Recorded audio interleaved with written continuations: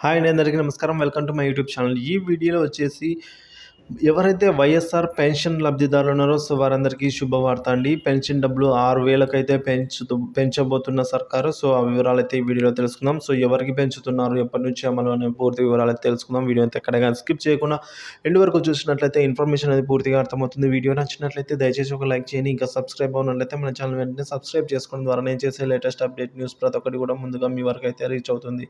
ఇక మనం ఆలస్యం చేయకుండా వివరాలకైతే వెళ్ళిపోదాం. దివ్యాంగులకు 6,000 రూపాయలు పింఛన్ అండి. ఈ విధంగా పెన్షన్ అయితే 6,000 చేస్తామని అధికారంలోకి వస్తే అమలు చేస్తామని చంద్రబాబు హామీ ఇచ్చారు. దివ్యాంగులకు సంబంధించి పెన్షన్ని 6,000 రూపాయలకు చేస్తాము, అది అధికారంలోకి వచ్చిన వెంటనే చేస్తామని అయితే చంద్రబాబు హామీ ఇవ్వడం జరిగింది. ఏపీలో కూటమి అధికారంలోకి వస్తే దివ్యాంగుల పెన్షన్ నెలకు 6,000 రూపాయలకు పెంచుతామంటూ తెలుగుదేశం పార్టీ అధినేత చంద్రబాబు హామీ ఇచ్చారు.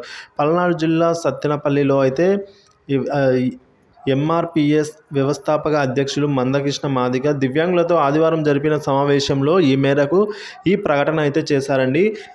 మందకృష్ణ ఆధ్వర్యంలో దివ్యాంగులు చంద్రబాబును కలిసి తమ సమస్యలపై మొరపెట్టుకున్నారు. సీఎం జగన్ 5,000 రూపాయలు మాత్రమే పెంచి 3,000 చేశారని, అవి సరిపోవటం లేదు అని వారు వాపోయారు. దీంతో తాము అధికారంలోకి రాగానే నెలకు పెన్షన్ 6,000 రూపాయలకు ఇస్తామని అయితే పెంచి హామీ ఇవ్వడం జరిగింది చంద్రబాబు గారు అని అన్నారు. ఇక సమస్యలపై పోరాడుతున్నందుకు తన ఇబ్బందులు చెప్పుకున్నందుకు కేసులు కూడా నమోదు చేశారని వాపోగా వాటన్నిటిని కూడా విచారించి కొట్టివేస్తామని అయితే అన్నారు, హామీ ఇచ్చారండి.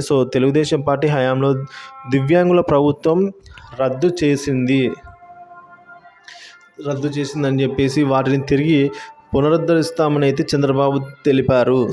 ఈ విధంగా మందకృష్ణ మాట్లాడుతూ దివ్యాంగులకు పెన్షన్ 6,000 ఇస్తామని ప్రకటించడం చాలా సంతోషకరం అని అయితే అన్నారు.